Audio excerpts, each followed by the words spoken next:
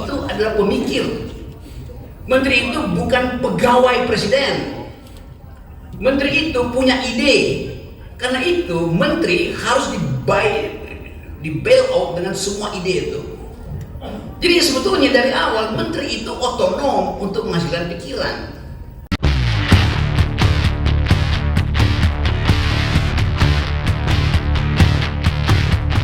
Kalau kita baca perdebatan intelektual ketika memilih republik, memilih ada sistem presidensial, orang semacam Muhammad Hatta bilang bahwa menteri itu adalah pemikir.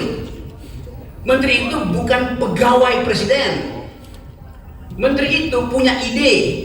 Karena itu menteri harus di bail out dengan semua ide itu.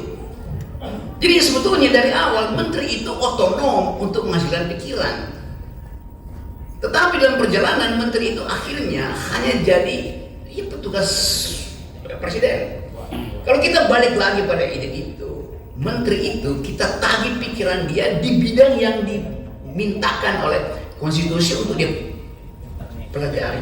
Menteri perdagangan itu bukan orang yang doyan impor doang. Dia mesti ada ide tentang Indonesia mau ditempatkan di dalam pertengkaran ideologi ekonomi dunia dengan fasilitas seorang libertarian, seorang komunitarian, atau seorang sosialis. Kita mau dengar ide itu kan. Jadi ini kesempatan bagi FTA untuk membongkar juga dokumen-dokumen awal negeri ini, supaya kita tahu republik ini mau diarahkan kemana.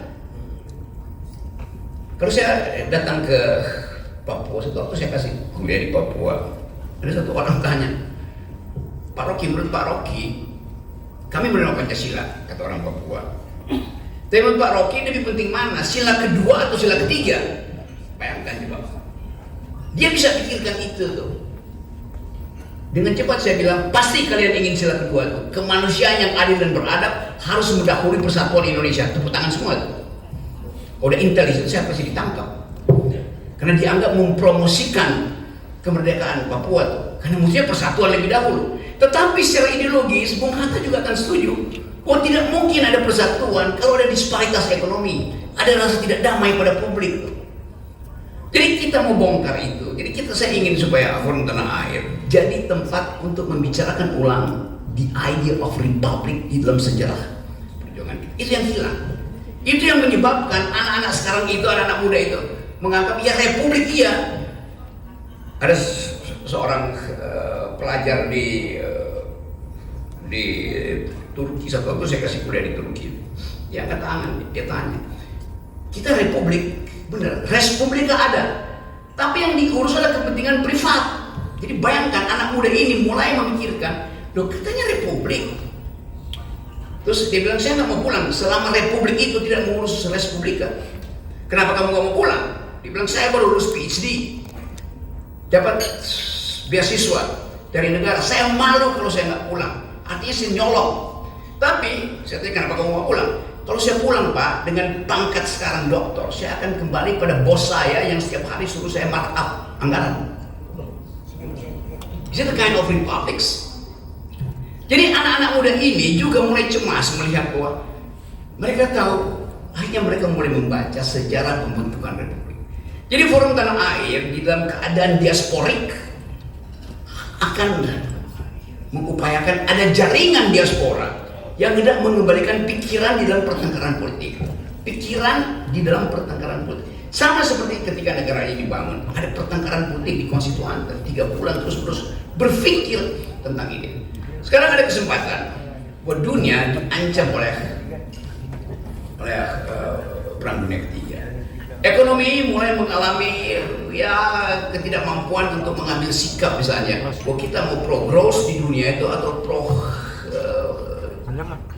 human solidarity.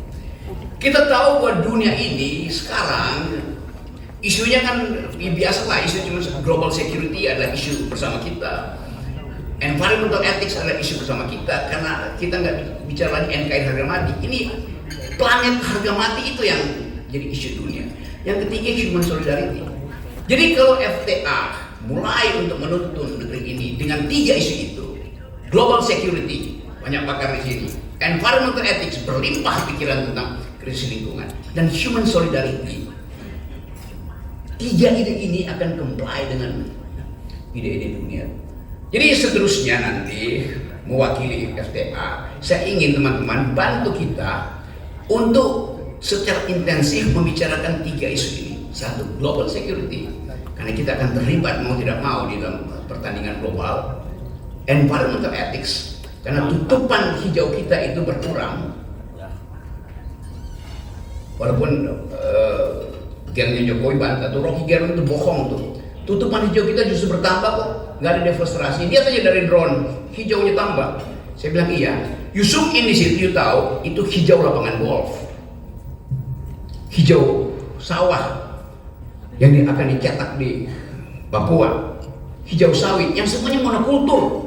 Bukan itu yang disebut green di dalam sustainable ideas of green economy, circular economy. Jadi sekali lagi, tadi saya bilang apa? Jadi FTA punya tiga kurikulum. Satu, kita akan pantau global security, termasuk posisi Indonesia di dalam persaingan global security ini. Yang kedua, environmental ethics ini penting sekali dasarnya. Masih ada waktu nggak? Saya mau terangkan agak panjang supaya sekaligus kita dapat. Soal environmental ethics. Satu waktu saya ngopi di mana lagi ya? Di Budapest. Hungaria. Anak muda datang, nawarin kopi. Saya bilang, kita Indonesia punya kopi. Apa kopinya? Gayo.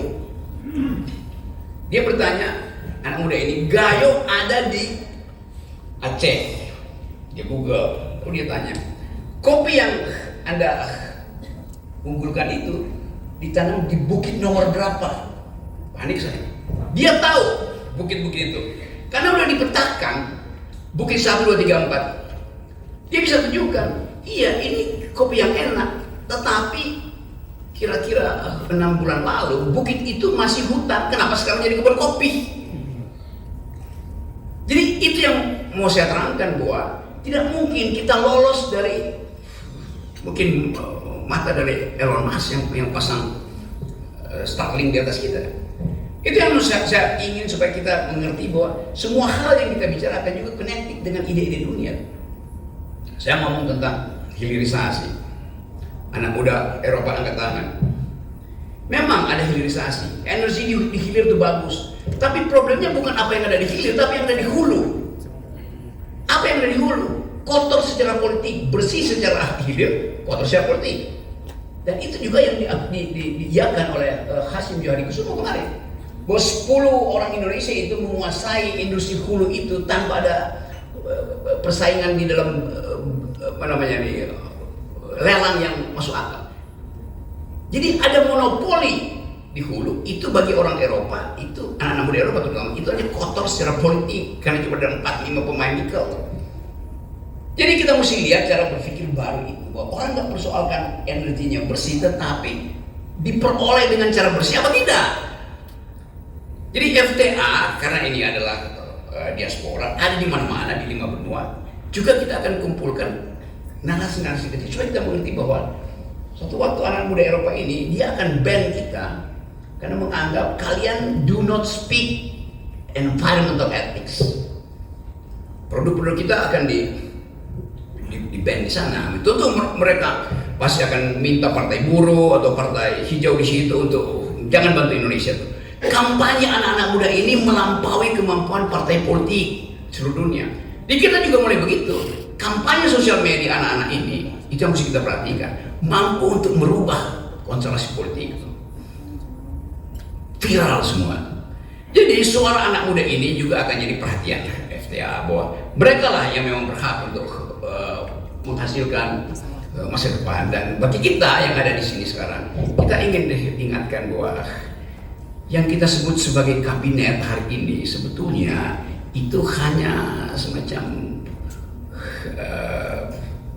kompilasi dari bermacam nada tanpa partitur tunggal gitu. Jadi kemampuan itu yang saya kira kita bisa bicarakan hari ini. Lalu kita akan masih bahas hal-hal yang lebih teknis, tapi saya ingin FTA itu mengucapkan the politics of hope. Di belakang kita ada politics of memory, Dan supaya kita tidak terjebak pada seolah-olah kita paham semua hal, padahal sebetulnya hanya karena kita tidak ada di dalam kesempatan untuk ada dalam kekuasaan, bukan tidak berarti kita tidak boleh memantau kekuasaan itu. Tadi saya masih pakai teori stoicism itu filsafat yang mengajarkan keteguhan hati, bahkan memanfaatkan kesulitan itu untuk membekali diri. Dalam kesulitan kita yang kita ada di dalam, kita nggak mungkin kontrol yang ada di dalam, tetapi kita bisa katakan bahwa kita di dalam perjalanan menuju 2029 kita tahu apa yang sedang terjadi. Satu waktu Epictetus itu kasih semacam metafor. Bayangkan ada kereta yang dikendalikan oleh seseorang, di belakangnya terikat anjing yang harus mengikuti kereta itu.